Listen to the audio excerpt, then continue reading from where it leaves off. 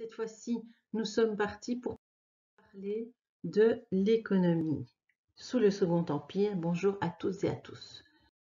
Donc je rappelle que nous avions déjà dit que Napoléon avait surtout favorisé la grande bourgeoisie, c'est-à-dire les actionnaires qui investissaient dans l'industrie, les industriels qui organisaient tout ça et les banquiers aussi qui géraient ces affaires. Il avait relancé l'économie grâce notamment à la diffusion du chemin de fer et la diffusion des marchandises facilitée par le canal de Suez. Alors, il n'y a pas que la grande bourgeoisie, il y a aussi la petite bourgeoisie de province. On pense par exemple à Emma Bovary, qui elle est moins flamboyante, c'est-à-dire qu'elle est plus modeste, on est moins dans le luxe et Emma va rêver et être insatisfaite. Alors, il y a d'autres motifs pour son insatisfaction, mais donc déjà, la situation de la petite bourgeoisie de province ne la satisfait pas. Alors, les paysans, eux, sont assez bien lotis. Donc, on cultive la pomme de terre, on a assez à manger. La faux est mise au point, c'est-à-dire un grand bâton au bout duquel on a la faucier, donc on peut faucher sans se baisser. Et nous avons aussi l'invention de la batteuse, pas la moissonneuse-batteuse, mais la batteuse qui va séparer, par exemple, la paille du grain.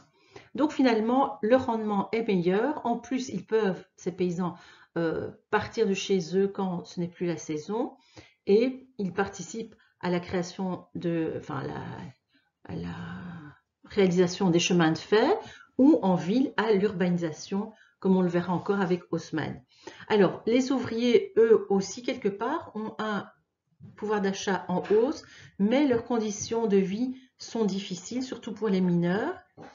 Et donc, en plus, nous avons un exode rural, c'est-à-dire des gens de la campagne qui arrivent en ville, ce qui crée une surpopulation et donc parfois même des bidonvilles. Ils s'organisent néanmoins en groupe et finalement vont créer une certaine peur chez la bourgeoisie. Et donc le fait de créer aussi ces boulevards, cet urbanisme, c'est donner du travail à ces personnes qui pourraient créer une révolution interne. Alors, en 1870, là, il y a un souci, c'est qu'il y a une grande crise de surproduction industrielle, agricole, il y a des capitaux qui sont bloqués et donc il y aura des grèves. Des grèves. Alors, le lien avec la littérature, c'est par exemple que Zola, en 1884, va aller sur place voir ces conditions de vie des ouvriers, descendre dans les galeries, dans ces puits. Il voit leur vie, comment ils vivent, les problèmes de ces ouvriers. Il prend des notes, ça c'est très important. Et on retrouve cet aspect très réaliste dans Germinal avec cette tentative d'organisation du monde ouvrier et la peur parallèlement des bourgeois. Donc, je reviens à la haute bourgeoisie. L'élite, durant le Second Empire, ce sont donc les grands bourgeois qui tirent leur richesse de l'industrie, des banques, mais aussi des colonies. Pourquoi? Parce que comme ces usines vont tourner grâce à ces machines actionnées par la vapeur, eh bien, on produit plus, on a besoin de plus de matières premières et donc les colonies sont intéressantes. D'autre part, il y a une mécanisation, par exemple du métier à tisser, donc on produit des tissus plus rapidement et en grande quantité. D'autre part, l'acier est mis au point en grande quantité, on peut même le faire fondre, et donc il sera utilisé pour les chemins de fer. Ces chemins de fer, donc je le rappelle, sont vraiment essentiels, ils permettent à la population de bouger, mais également la diffusion des produits. Alors, au départ, cette haute bourgeoisie était suspicieuse par rapport à Napoléon III, mais à partir du moment où elle lui accorde sa confiance, eh bien, c'est parti et l'économie est vraiment prospère. La mode française sera vraiment à son apogée. C'est le signe du luxe, du savoir-faire, du bon goût. Par exemple, en broderie, vraiment, c'est la mode française qui qui a la cote, qui s'exporte en Amérique, en Angleterre. Il y a une petite vidéo que je vous conseille de voir de 2 minutes 50, très intéressante. Donc, prospérité jusqu'à un certain déclin avec cette crise. Nous voyons donc la mode française ici avec ces femmes qui ont des robes à crinoline avec plein de tissus, du tissu coloré parce qu'au niveau chimique, il y a cette invention pour teindre les tissus. Nous avons, vous voyez, les hommes avec leur col amidonné. Alors pour les femmes, l'objectif est de montrer une taille fine, c'est-à-dire qu'on va par contraste mettre des grandes crinolines. Hein. Donc ce sont des cerceaux métalliques qui sont reliés par des cordons, recouverts de tissu. Plus on a de tissu, plus on est riche. Et au-dessus, on va mettre un corset qui va donc par contraste affiner la taille. Ces corsets pouvaient être changés. Le soir, par exemple, on découvrait ses épaules. Donc différents corsets jusqu'à parfois 7 fois par jour. Des couleurs assez fortes, criardes, qui viennent de l'industrie chimique. Et des petites bottines noires à talons avec pour une promenade une petite ombrelle. Voilà, on se promène comme ça pour les femmes. Les hommes, eux, veulent ressembler à l'empereur, à Napoléon III.